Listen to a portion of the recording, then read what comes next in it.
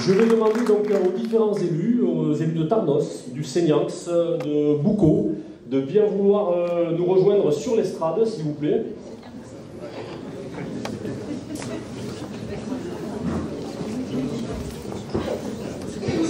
Il y a de la place, non?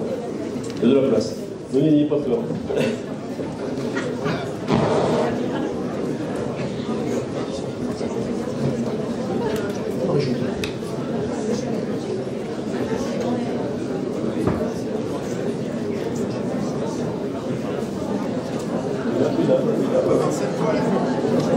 Faut avancer. Ça réchauffe. Oui, madame la présidente. Il est pas loin. Il est là, madame la présidente.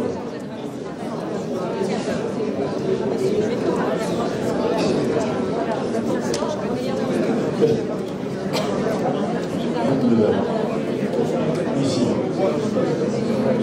Allez.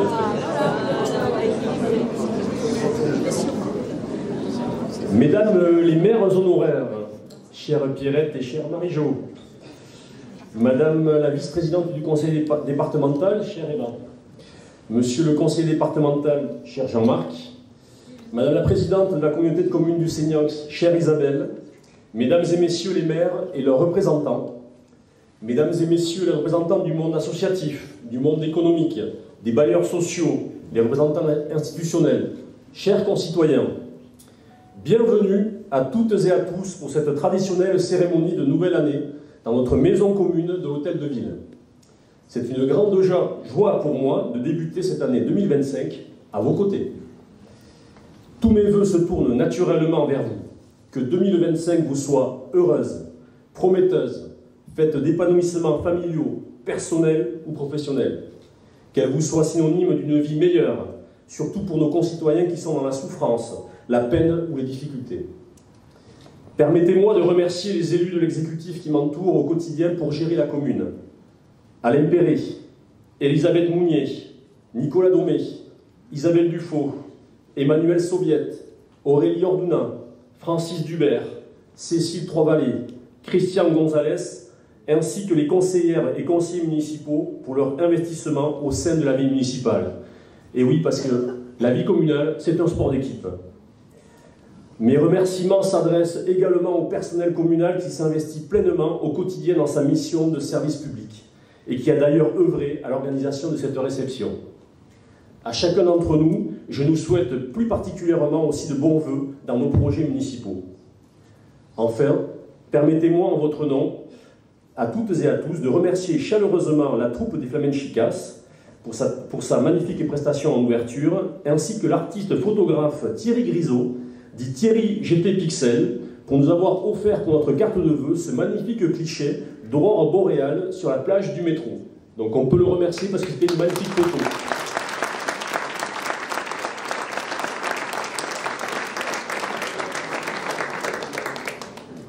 Votre présence nombreuse chaque année en dit long sur ce qui nous unit tous à Tarnos. En préparant ce discours, j'avais hâte de vous retrouver, hâte de partager avec vous les bonnes nouvelles de l'année à venir, hâte parce que 2025 ne sera pas une année comme les autres. Ce sera, je l'espère, une année riche de surprises, de concrétisation, de nouvelles réalisations communales et intercommunales, de grandes joies et de bonheurs insoupçonnés. Une année, hélas, qui débute dans un contexte mondial particulier. Cela n'aura échappé à personne. S'il est un fait qui s'impose aujourd'hui à nous, c'est bien ce sentiment que nous sommes en train de changer de monde, de changer d'époque. Nous sommes nombreux à espérer un monde pacifié, à rêver d'une société libérée du fardeau de la guerre et de la violence de masse.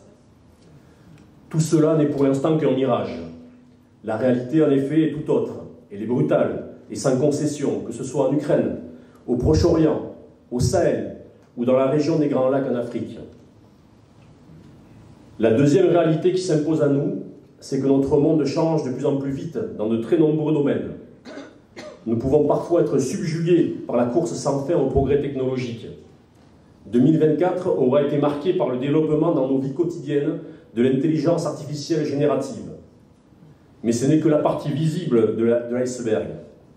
Les évolutions actuelles et à venir, dans l'intelligence artificielle bien sûr, mais aussi les biotechnologies et le numérique, vont profondément affecter notre manière de vivre, de produire, de consommer, de se soigner. Et dans ce monde changeant, il y a une troisième réalité, sans aucun doute encore plus majeure. Il s'agit de la crise climatique qui arrive inexorablement. Plus personne ne la nie aujourd'hui. Comment le pourrait-on d'ailleurs lorsqu'on voit nos climats déjà si fortement impactés? Cela nous appelle à un engagement renouvelé pour la transition écologique et aussi à une forme de révolution culturelle. Nous devons urgemment changer radicalement notre rapport au vivant, notre rapport à la consommation. Nous devons bâtir une société capable de s'auto-limiter, plus solidaire, plus efficace dans la gestion de ses ressources, plus imaginative.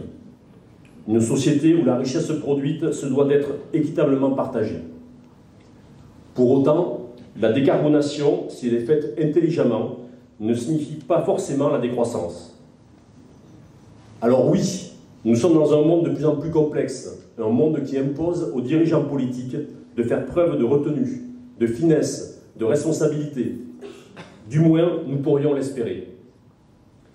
À l'opposé de tout ce qu'incarnent aussi bien les valets des milliardaires et des multinationales que les populistes extrémistes qui jouent sur les craintes, la peur d'autrui, qui aiment à simplifier. Soyons vigilants face aux rumeurs, aux informations volontairement tronquées, aux fake news, qui peuvent aussi, ici à Tarnos, envahir l'espace politique et qui fragilisent notre démocratie. Soyons vigilants donc, et ne cédons pas sur l'essentiel. Ne cédons pas sur les principes qui fondent notre société. Ne cédons pas sur l'héritage de notre République, son message d'universalisme, nos valeurs qui ont échafaudé au fil du temps une certaine idée de la France.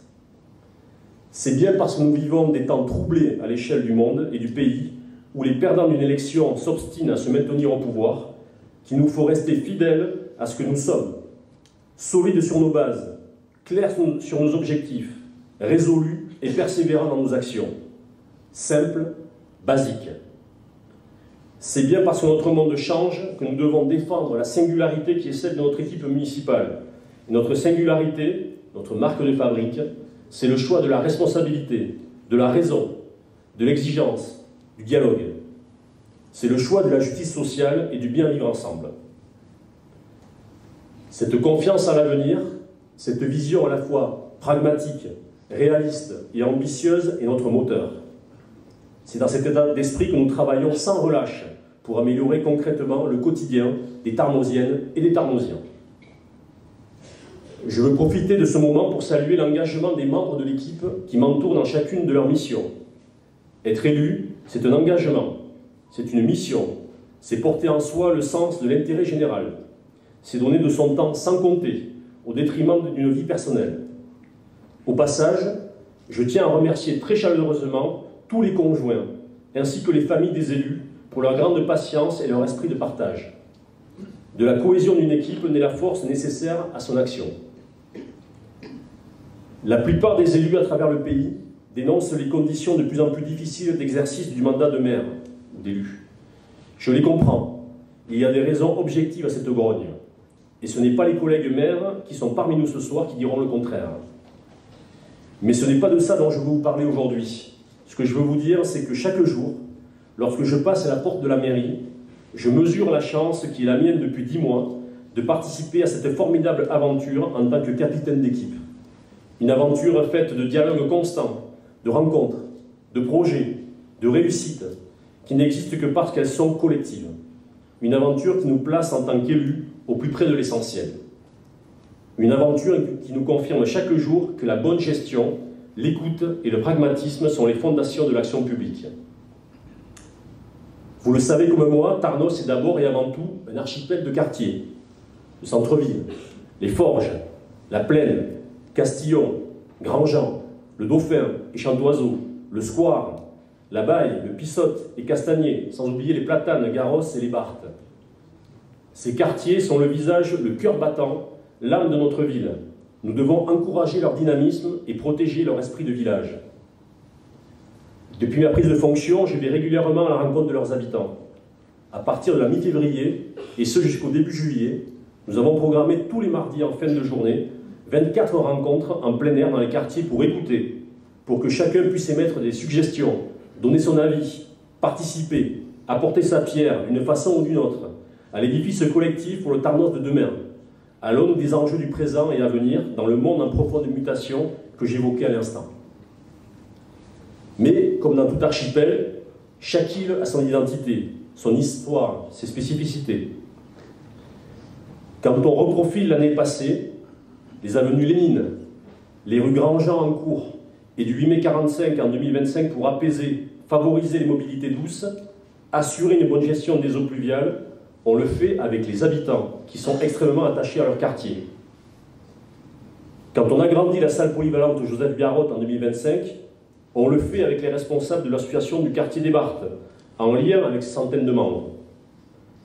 Quand on redessine le complexe sportif d'Ensemble Habillé, en le modernisant et en y créant des nouveaux services et de nouvelles fonctionnalités, on le fait avec les clubs sportifs utilisateurs, en lien avec leurs centaines de licenciés. Quand on entreprend des travaux dans les écoles, ou quand on se lance dans un vaste plan pluriannuel de végétalisation des cours des écoles, comme pour ce premier chantier à l'école élémentaire Daniel Poimidou, on le fait avec les enseignants, les élèves et les parents du quartier. Quand on bâtit du logement collectif abordable et de qualité, comme en cette année nouvelle dans les quartiers de la Petite Espagne, de Jean Jaurès ou de Castillon, par la réhabilitation du château, on expose les projets aux habitants et examinons avec eux d'éventuelles problématiques qui pourraient se présenter et être levées. Quand on ambitionne pour cette année 2025 de créer des vergers accessibles à tous dans plusieurs quartiers, on le fera en sollicitant les habitants pour notamment définir avec eux les essences. Quand on décide de trouver un nouveau nom à la rue Abbé Pierre, nous l'avons fait en concertation et par un vote avec les habitants et la communauté Emmaüs. Je pourrais évoquer aussi les mois de concertation organisés par le comité ouvrier de logement autour du projet d'habitat participatif Grandola, celle avec la communauté de communes dans le cadre de la rédaction du futur plan local d'urbanisme intercommunal. Bref, je pourrais encore et encore multiplier les exemples, tant notre démarche d'impliquer les habitants dans les décisions que nous avons à prendre est grande. Chaque projet a son importance et doit être mûrement réfléchi. C'est pour cela que nous concertons et expérimentons. Au rang des expérimentations réussies, il y en a une pour laquelle nous avons tous, qu'on soit de Tarnos ou de l'extérieur, un regard particulier. C'est la transformation de notre centre-ville, qui chaque année évolue en bien. Rassurez-vous, je ne reviendrai pas sur sa métamorphose de ces 15 dernières années, que vous connaissez bien pour la plupart d'entre vous. 2024 aura été marqué par une nouvelle pierre à sa progression, la livraison des 100 logements des 2 résidences sociales Grandola, avec notamment aussi ses prémices de végétalisation.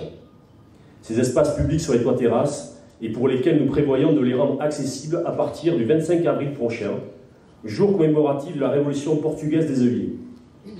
Donc, encore un peu de patience avant de pouvoir admirer la chaîne des Pyrénées, le Pays Basque, la forêt landaise ou encore l'océan. 2024, cela aura été la création de l'espace partagé de la rue de la Palibe, faisant la jonction entre le parc de la médiathèque et les nouvelles résidences et leurs espaces publics. 2025 devrait voir s'installer en rez-de-chaussée les premières activités de l'économie sociale et solidaire, comme celle d'une auto-école solidaire, d'un atelier vélo, d'un restaurant, d'une salle de diffusion culturelle et les nouveaux locaux municipaux de notre service jeunesse. 2025 devrait aussi voir débuter le chantier de la résidence Passionnariat, dans le prolongement de Grandola, mais aussi la centrale municipale de chauffe en biomasse bois, qui alimentera le réseau de chaleur que nous installons actuellement pour alimenter les logements, les 2 écoles de quartier, la médiathèque et l'hôtel de ville. Enfin, en 2025 sera donné le premier coup de pioche de l'équipement aquatique du Seignax, tant attendu pour une ouverture fin 2026.